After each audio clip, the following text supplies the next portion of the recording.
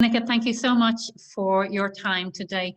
For a long time, you were one of very few women CEOs among about 1,200 mobile network operator CEOs globally. And on top of that, a woman CEO facing the challenges to deliver in emerging markets. Can you please share with us your story to get to this incredible position? Yeah, of course, Ola. I started in 1991 in Kiev, Ukraine, then still part of USSR.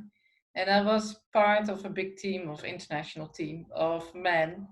Didn't bother me at all because, it was great fun working with them.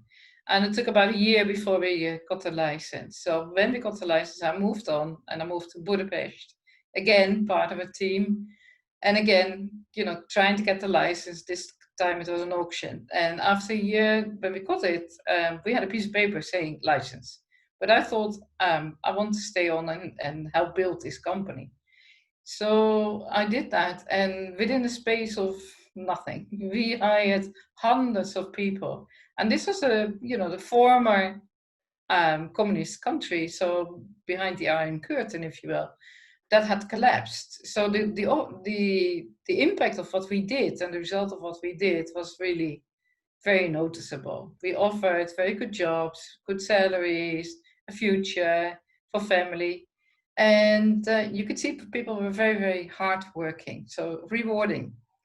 Then I stayed on in Eastern Europe for a while, but in 1998 I went back to the West, as we call it, to Switzerland and to a company that was building, again, a mobile network from scratch. But the experience was different because this was shareholders' value more than stakeholders' value. So it was a different experience. I did a couple of Western European countries and then decided to go back to emerging markets. And from then onwards, I was the CEO in Kosovo, Lebanon, um, Azerbaijan, and Haiti. Mhm. Haiti, of course, where our paths crossed, lots of good times and lots of good memories. So, Ineke, as a global CEO away from home, working in pretty tough conditions, can you give us some insights to maybe some of the organizational challenges you face, but also some of the more personal sacrifices you may have had to make? Mm. Yes, well, in emerging markets, it's a lot of money you're dealing with. So the stakeholders are pulling you in every direction. And your challenge is to make sure that all personnel and everyone that works for you is heading the same direction. Yeah, so it's a very big task to accomplish, but you can do that, of course. So that's the challenge. But from a personal point of view, I don't think that I sacrifice too much. Yeah, I really love my job. I love the industry. I love the culture. I love the people. And it's always very enjoyable. And especially the impact part of it is very, very good. I think the only thing is that you're always in the spotlights and you need to safeguard your privacy a lot. And quite often with bodyguards, because big money is big risk, Sure. um, part of life. But the sad part is maybe that you move on to the next country and you just build a whole team and you work very pleasantly with them and you have to leave. And that's a Yes. bit of the sad part.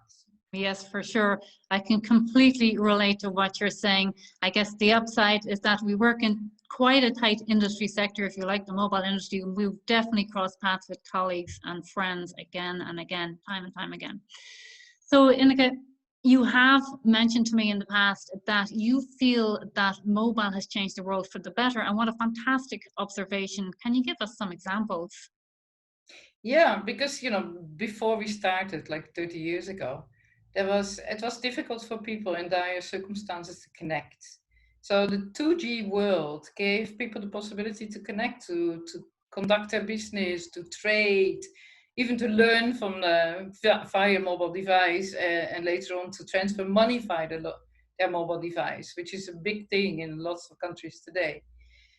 So yes, it had a huge impact, and you can see that in the financials because the mobile industry is contributing 5% of global GDP, and that's trillions on a yearly basis. It provides at least 30 million jobs. It provides training, education, a future for children. So there is an enormous impact. And now, if you go back to like you know, the smartphone today, of course, it gives even a more impact because people are connected via the internet, and it even has more services. But the whole industry, every generation offers a possibility that was never ever there before. Okay, fantastic. You've mentioned previously that along your journey, you've crossed paths with many more women now in middle management, particularly more so in emerging markets than, say, for example, in Western markets. Thinking about those women and knowing what you know now, what advice might you give them? I think, yes, I see a lot more, especially in emerging markets. And I think that you know, these women are very ambitious. There is, of course, an economic need, yeah, because they have to provide for their children very often. But it's also that they're very interested in contributing to the national economy and to make sure that that this country is going forward. So I see that. And what advice would I give them? Be yourself, stay who you are, work hard, look at the results, have a lot of endurance and patience, and don't think that you are any less than any man, because that's not the case. You just have to be very clear in what you want to achieve, and you will be part of the team. And apart from that, you know, if you work with women around you, help them, give them a nudge. If they're shy or not confident, just help them. And realize that your impact is much bigger than you think, and your influence is much bigger than you think. Okay, great. What a fantastic note to end on. Thank you for that. Be very clear about what you want to achieve. Your impact is bigger than what you think, and your influence and probably also your voice is greater than you may know. So fantastic note to end on. Ineke, thank you so much for sharing your insights with us. It's been great catching up with you. Thank you. Welcome, Orla.